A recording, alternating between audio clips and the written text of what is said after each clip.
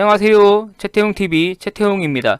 5월 8일 CJCGV가 실적 공시와 함께 유상증자 공시를 냈습니다. 2020년 코로나 바이러스 이슈로 인해 CJCGV는 매출액 전년 동기 대비 반토막난 2,400억, 영업이익은 적자 전환으로 716억 적자, 순이익도 1,000억 이상의 적자가 발생했습니다. 그리고 주주 배정으로 2,500억 규모의 유상증자가 진행됩니다. CJCGV의 시가총액은 약 5천억으로 기존 주주분들의 가치가 현재 기준으로 40% 이상 희석되는 상황입니다. 개인적으로 영화와 영화관을 너무 좋아해서 CGV뿐만 아니라 롯데시네마도 자주 가고는 하는데 마음이 상당히 아픕니다. 이번 유상증자는 CJ그룹의 상장사 중에서는 최초인지라 더욱 이슈를 받았습니다. 그러나 대규모 유상증자임에도 불구하고 최근 너무 하락한 주가 때문인지 CGV는 약 6% 하락한 24,000원으로 마감했습니다. 저는 사실 더 급락할 줄 알았는데 다행인지 불행인지 약 6% 하락에 그쳤습니다. 제 생각에는 앞에서 말씀드린 것처럼 최근에 너무 하락한 주가가 원인이겠지만 코로나 바이러스 이전 CJCGV의 매출, 영업이익, 그리고 영업력을 확인해보면 아직 CGV의 펀더멘탈 자체는 흔들리지 않았기에 주가 하락이 심하진 않았던 것 같습니다. 그리고 코로나 바이러스로 인해 1분기에 적자가 심해진 것도 있지만 사실 근본적인 원인은 2018년 터키 리라 쇼크로 인해 파생상품 손실이 발생되면서 CJCGV의 경영 악화는 시작된 겁니다.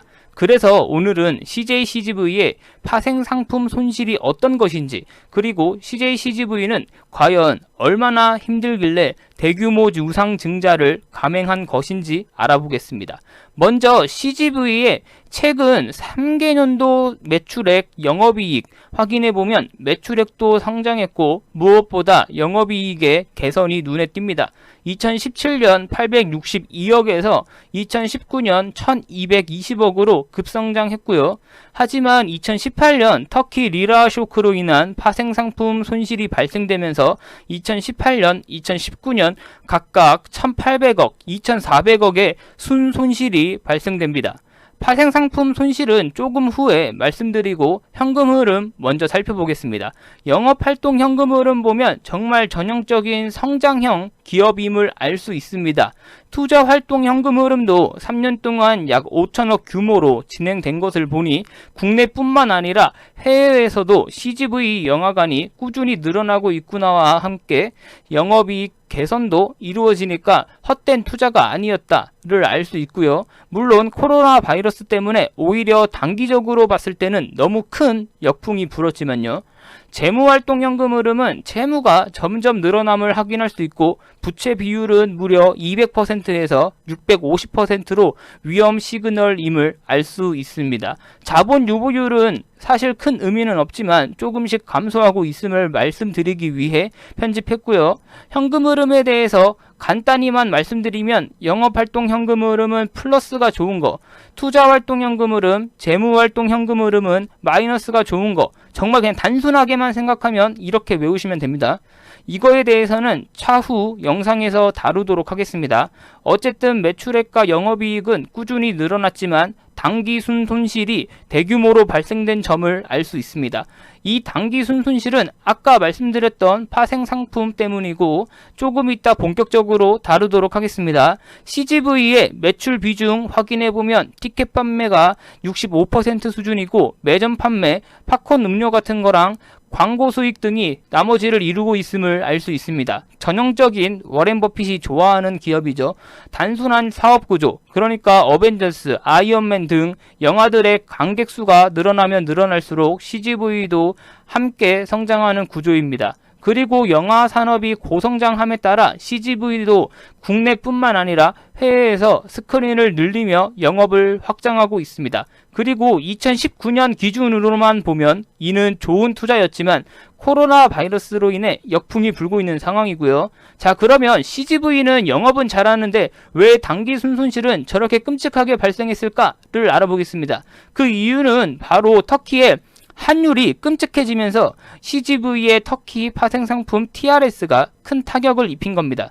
TRS에 대해서 간단히만 알기 쉽게 말씀드리면 CGV가 터키 영화관 사업에 진출하고 싶어서 터키의 마르스 엔터테인먼트를 인수하고 싶어 했습니다. 마르스의 가치는 약 8천억이었고 CGV는 터키는 꼭 진출하고 싶은데 돈이 없어서 FI들, 파이낸셜 인베스터, 재무적 투자자들과 공동으로 터키의 마르스 인수를 추진합니다.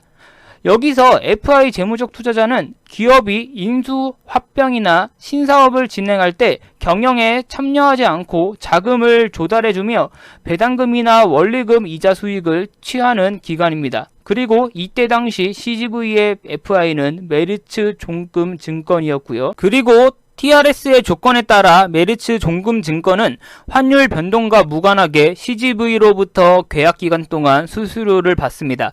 그런데 터키가 미국과의 관계가 너무 안 좋아져 터키 화폐가 폭락했고 이 때문에 CGV는 단기 순손실이 발생되게 됩니다.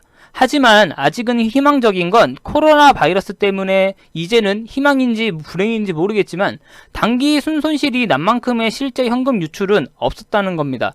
2018년과 2019년의 단기 순손실은 평가 손실에 불과하고 실제 현금 유출은 아직은 없었습니다.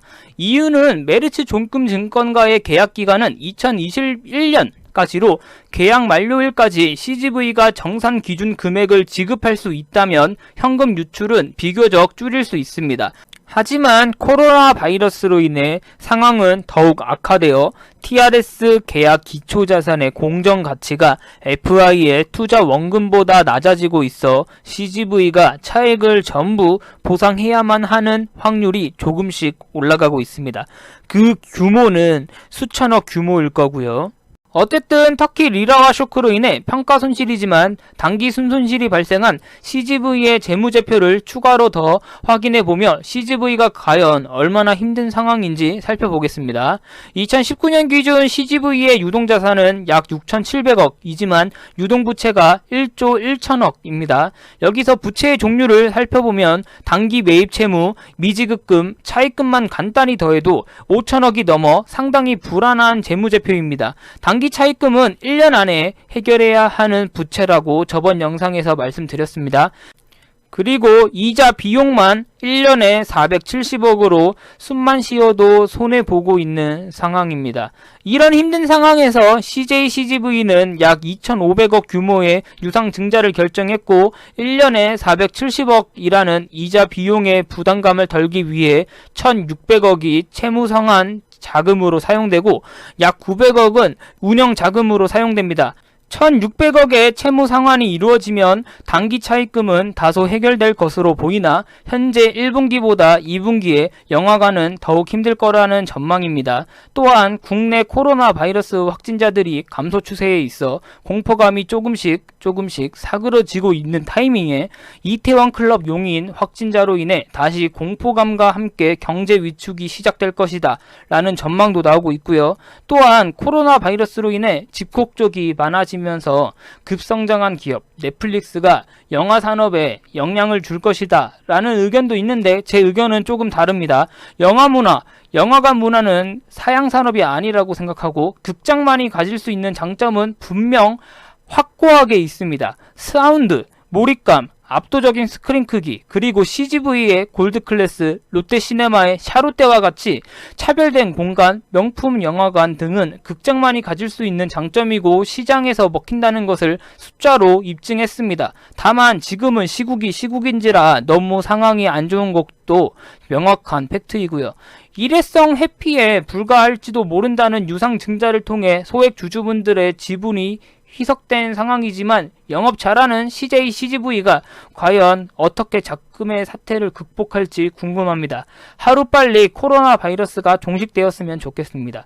이상으로 부족한 영상 시청해 주셔서 고생 많으셨고 감사드립니다. 구독과 좋아요 한 번씩만 부탁드리겠습니다. 감사합니다. 최태용이었습니다.